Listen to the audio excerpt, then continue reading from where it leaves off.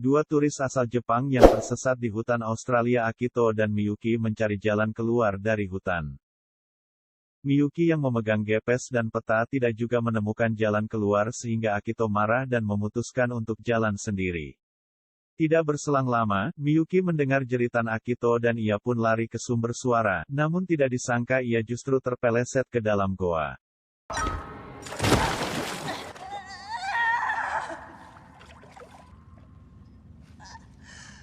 Melihat di sekitarnya, ternyata Akito juga ada di situ, namun sudah tidak bernyawa karena kepalanya terbentur batu. Dan masih ada lagi makhluk lain yang membuatnya mulai ketakutan. Dengan cedera kaki yang parah, ia mencoba untuk lari, tapi kalah cepat. Kita kembali ke kota. Eric sibuk mencari senter. Karena tidak ditemukan, ia bertanya pada istrinya yang sedang main HP suaminya di kamar mandi. Sepertinya Jennifer mulai curiga pada suaminya, takutnya Eric sudah selingkuh. Hari ini mereka janjian sama teman-temannya untuk pergi berpetualang. Tidak lama, yang ditunggu datang. Mereka adalah pasangan suami istri, Yolanda dan Victor. Mereka hanya berfoto sebentar kemudian berangkat menemui seorang teman di sebuah bar bernama Cass. Sesampainya di sana mereka pun berkumpul. Cass menjelaskan bahwa tempat yang akan mereka kunjungi ini sama sekali belum terjamah. Tempat itu tidak akan ditemukan di situs web caving manapun. Di tempat terpisah, Yolanda dan Jennifer sedang bercerita. Yolanda mengatakan bahwa ia hamil namun belum memberitahukan kehamilannya itu kepada Victor, suaminya. Ketika tiba di kamar, ia terlihat grogi menghadapi suaminya. Victor yang ternyata ketergantungan dengan obat sesak napas menyarankan agar membatalkan perjalanan ini. Ia ingin pergi berdua saja dengan Yolanda ke suatu tempat seperti sebuah pulau. Keesokan harinya mereka pun pergi dengan menggunakan mobil. Di perjalanan, Cass menjelaskan bahwa ia menemukan tempat itu minggu lalu secara tidak sengaja ketika mencari para pendaki Jepang yang hilang di tempat itu. Menurutnya, goa itu pasti terhubung ke suatu tempat yang lebih luas dan jika itu benar, maka gua itu bisa dijadikan tempat wisata dan tentunya menghasilkan uang. Singkat cerita, mereka pun sampai di tempat tujuan dan Cass yang menunjukkan jalan. Eric yang memegang ponsel sempat melihat perkiraan cuaca, namun Cass yakin tidak akan hujan. Kemudian mereka berjalan ke arah gua. Di sana mereka menyiapkan peralatan climbing dan turun satu persatu.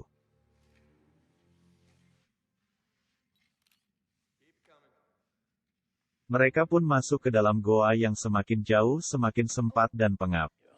Lebih jauh masuk ke dalam goa, Yolanda mulai khawatir, bagaimana jika mereka tersesat di sini? Karena di luar sana, tidak ada yang tahu kalau mereka ada di sini. Sementara di luar, hujan mulai turun, banjir pun datang dan mulai memasuki goa. Mereka terus berjalan.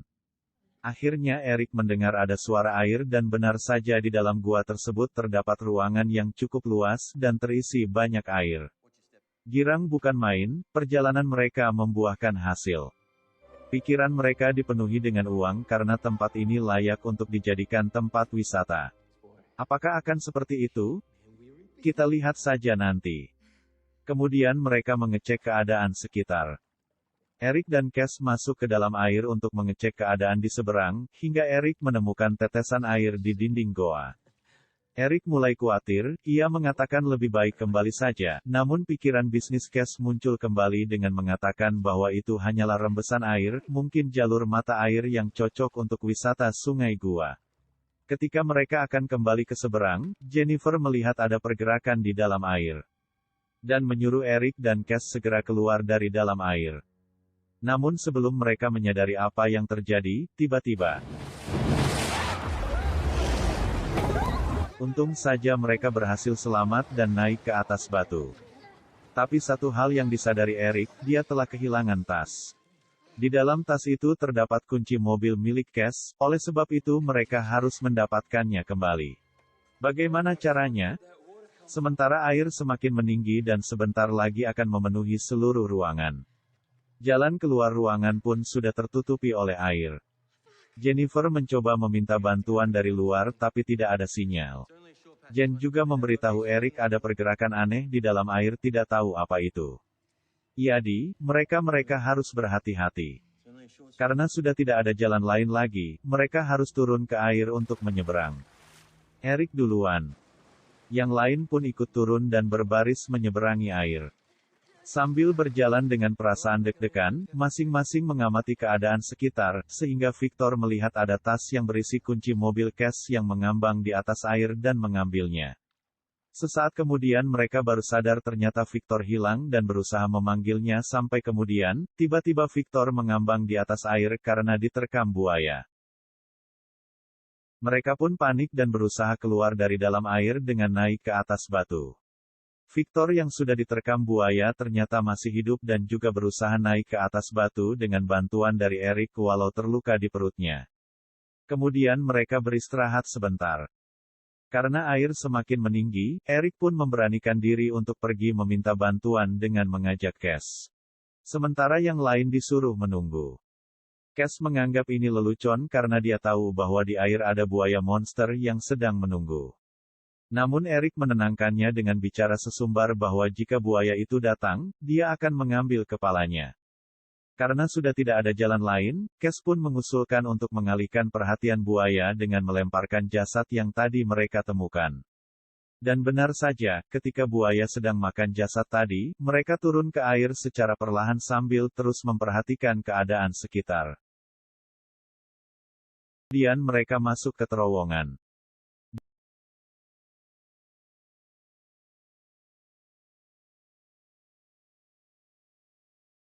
Sisi lain, Victor mulai kambuh penyakitnya sedangkan alat bantu sesak napas ada pada Yolanda di seberang. Yolanda pun melemparkan alat itu namun tidak sampai.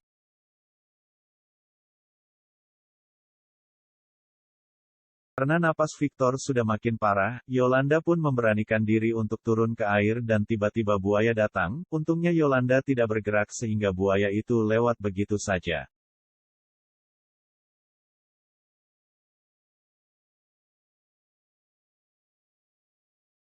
Ia pun selamat dan memberikan alat itu kepada Victor.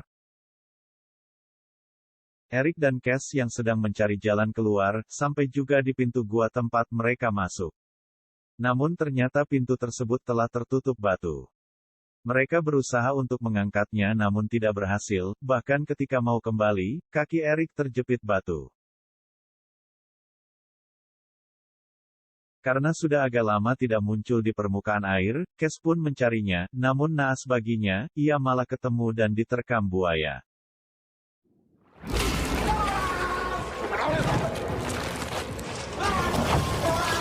Eric yang selamat dan muncul di permukaan air, kini gantian dia lagi yang mencari Cass. Jennifer yang sedang mengamati keadaan sekitar menyimpulkan bahwa air belum surut, namun tiba-tiba ia merasakan hembusan angin dan pergi mencari sumbernya. Tepat ketika ia menemukan sumbernya, Eric pun datang namun hanya sendirian sehingga Jennifer bertanya padanya di mana Cass dan dari jawaban Eric yang terpatah-patah, ia sudah tahu bahwa Cass sudah tiada. Saat keadaan tenang kembali, Jennifer memberitahu Eric bahwa ia menemukan jalan keluar yang walaupun sempit, mungkin masih bisa dilewati. Yolanda menawarkan diri untuk mengikuti Eric dan Jennifer yang merawat Victor. Ketika mereka sudah terpisah agak jauh, Yolanda mengatakan kepada Eric bahwa ia hamil dan sudah memberitahu Victor. Jennifer yang sedang merawat Victor, tiba-tiba mendengarkan suara percikan air yang keras. Setelah diamati ternyata air semakin tinggi dan sudah hampir sampai di tempat mereka. Terpaksa mereka menyeberang untuk mencari tempat yang lebih tinggi. Saat menyeberang, tidak ada masalah. Masalah muncul justru ketika sampai di seberang. Tiba-tiba buaya muncul dan menerkam mereka sehingga mereka dipaksa untuk mencari tempat yang lebih tinggi lagi sementara buaya masih berputar-putar di sekitar situ.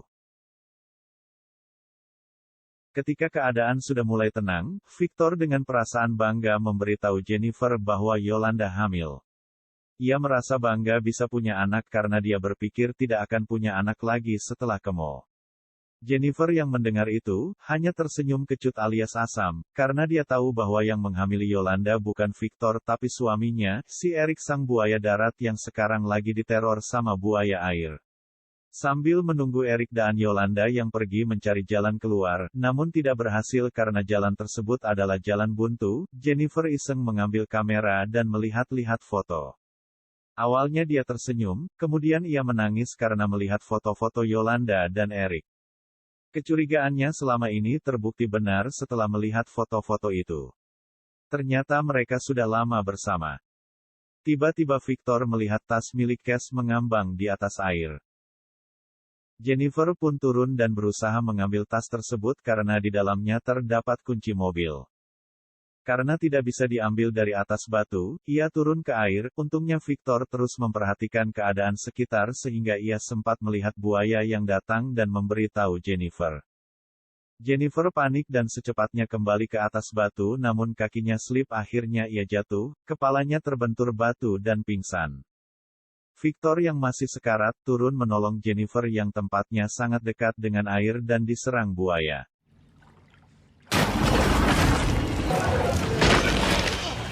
Jennifer hanya bisa menutup mata menyaksikan kengerian itu tanpa bisa berbuat apa-apa.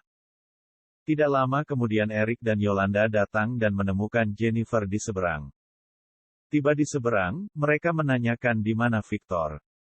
Jennifer menjawab bahwa ia telah tiada. Di tengah kesedihannya, Jennifer menanyakan hubungan Erik dan Yolanda, sejak kapan mereka berselingkuh. Erik berusaha menghindar tetapi Jennifer tetap bersikukuh sehingga terpaksa Erik mengaku, namun itu bukan selingkuh, hanya sebuah kesalahan. Di tengah kesedihan mereka, Jennifer melihat seberkas cahaya terang di air. Itu pasti sebuah lubang yang tembus keluar, makanya ada cahaya. Karena tidak mau menunggu di tempat itu untuk disantap buaya, Jennifer memberanikan diri turun ke air untuk mengecek lubang tersebut, yang diikuti Yolanda dan Erik paling belakang.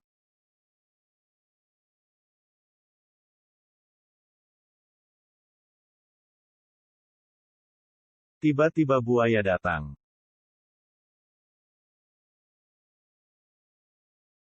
Dengan sebilah pisau kecil, Erik berusaha melawan buaya untuk menyelamatkan dua wanita simpanannya yang tentu saja buaya itu bukanlah lawannya.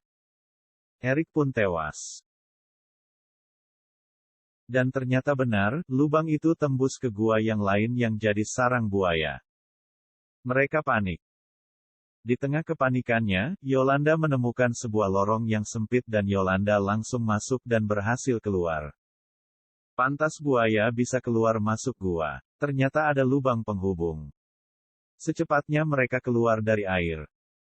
Tiba di darat, mereka mencari mobil Cass dan ketemu. Mereka pun masuk ke dalam mobil dan langsung tancap gas. Belum lama berjalan, tiba-tiba mereka terjun kembali ke air bersama mobil yang mereka tumpangi demi menghindari pohon tumbang yang melintang di tengah jalan. Kemudian mereka melihat buaya yang terus mendekat sehingga Yolanda mencari pistol milik Cass dan mendapatkannya terus diberikan ke Jennifer. Jennifer pun siap-siap dengan pistol di tangannya dan menunggu buaya. Tiba-tiba buaya menerkam Jennifer yang untungnya saat itu terhalang oleh kaca mobil sehingga Jennifer tidak terluka. Namun karena tubrukan buaya tadi, membuat mobil semakin cepat tenggelam.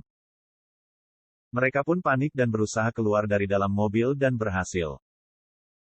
Dengan pistol di tangan mereka sekuat tenaga berenang ke pinggir sementara buaya terus menguntit dari belakang. Jennifer yang sudah nekat dan sangat membenci buaya itu kemudian berdiri dan menembaki buaya, namun tembakannya terus-terusan tidak mengenai sasaran sampai tiba-tiba Jennifer diterkam buaya. Namun tembakannya kali ini tepat mengenai tenggorokan buaya sehingga buaya pun tewas. Jennifer selamat, Yolanda juga selamat, mereka pun berpelukan dan film pun berakhir.